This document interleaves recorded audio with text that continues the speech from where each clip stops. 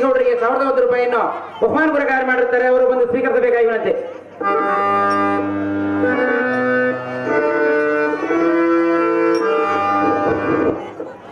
ನಮೋ ನಮೋ ಜನನಿ ಸೌಖ್ಯಪ್ರದಾಯಿನಿ ದೀರ್ಘಾಸ್ತಿರ ಮಸ್ತು ಮೇಲಕ್ಕೆ ಪುತ್ರ ಕೋಮಲ ಗಾತ್ರ ಕುಮಾರ. ಅಮ್ಮಯ್ಯ, ಕಲದಲ್ಲಿ ಕೋದಂಡವನ್ನು ಪಡೆದುಕೊಂಡು ನೀನು ಹೋಗುವುದಿಲ್ಲ ಪುತ್ರ. ಮರಣಮಗ್ನನಾದ ತರುಣನ ನಿರ್ಮಿಸಿರುವ ಚಕ್ರಬಿಂಬವನ್ನು ಭೇದಿಸುವುದಕ್ಕೆ ಹೋಗುವನ ಮಾತೆ. ಕಂದ ಅಮ್ಮಯ್ಯ, ಏನು ಹೇಳಿದೆ? ಮರಣಮಗ್ನನಾದ ತರುಣನ ನಿರ್ಮಿಸಿರುವ ಚಕ್ರಬಿಂಬವನ್ನು ಭೇದಿಸುವುದಕ್ಕೆ ಹೋಗುವನ ಮಾತೆ. ಚಕ್ರಬಿಂಬವನ್ನು ಭೇದಿಸಲು ಹೊರಟಿರುವೆಯಾ? ಹೌದು ಮಾತೆ. ಚಕ್ರಬಿಂಬದ ವಿಸ್ತಾರವನ್ನು ಹೇಳುವೆನು, ಚಿತ್ತವಿಟ್ಟು ಕೇಳು. ಅದೇನು ಚೆನ್ನಾಗಿ ಹೇಳು ಮಾತೆ. ಕಂದ ಅಮ್ಮಯ್ಯ,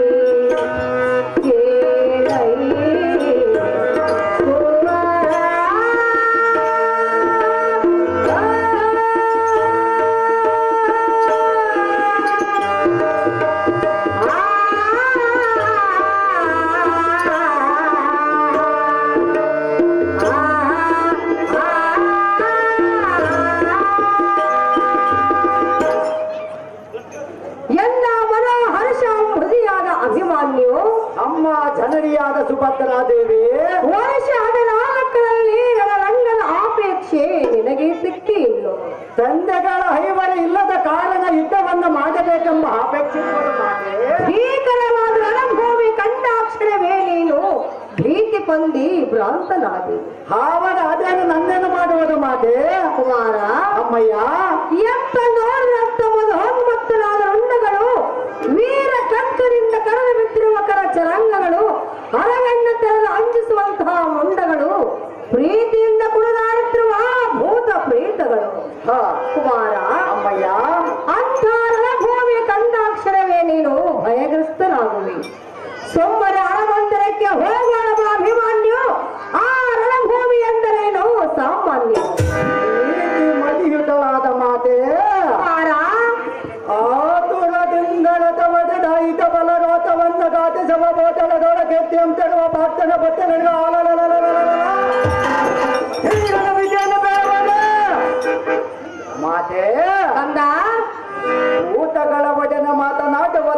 ನನಗೆ ಇಂಥ ಭೂತಾಟನೆಯನ್ನು ಮಾಡುವ ಕೋಟೆಗಳನ್ನು ಆತರವನ್ನು ಪಡೆದ ಮನದೋಲನೆ ದಾಟುವ ಕಟ್ಟೆ ವೀಟ ರೈತನ ಮುಂದೆ ಏನು ಮಾತನಾಡಿದೆ?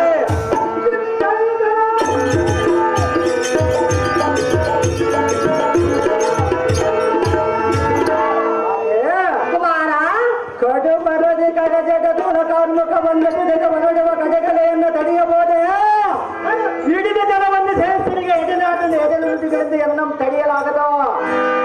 ಮಾತೆ ಕುಮಾರ ದೊಡ್ಡಗನ ಸೆಡಲಗನಂತ ಕೊಡಪಡೆಯನ್ನ ಘಟಗನ ನಡಿಗೆಸವರವನ ಅಂಬುದಾತನ ಸೋಲವೇ ಪಡೆದು ದುಡಿದರು ಇನ್ನೊಂದು ಸಾಡೆ.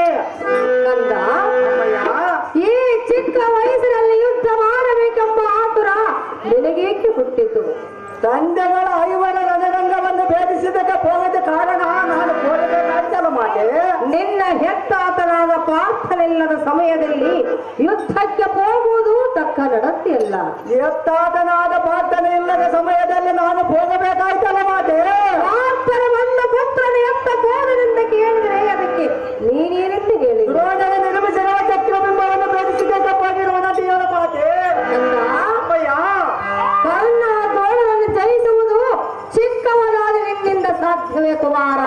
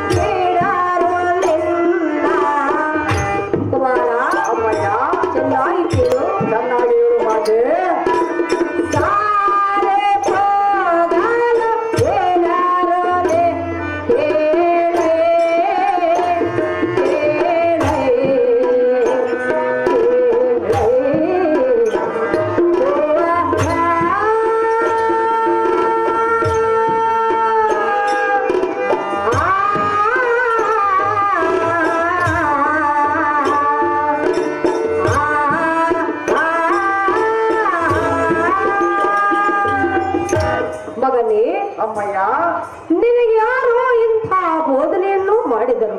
ನನಗೆ ದಾರಿ ಬೇಡವರು ಮಾತೆ. ಹರಿಯದ ತರುಣನಿಗೆ ಮರಳು ಹಿಡಿಯುವಂತೆ ಯಾರು ಹೇಳಿದರು? ನನಗೆ ದಾರಿ ಬೇಡ ಇರುವುದಿಲ್ಲ ಮಾತೆ. ಕುಮಾರ ಅಮ್ಮಯ್ಯ,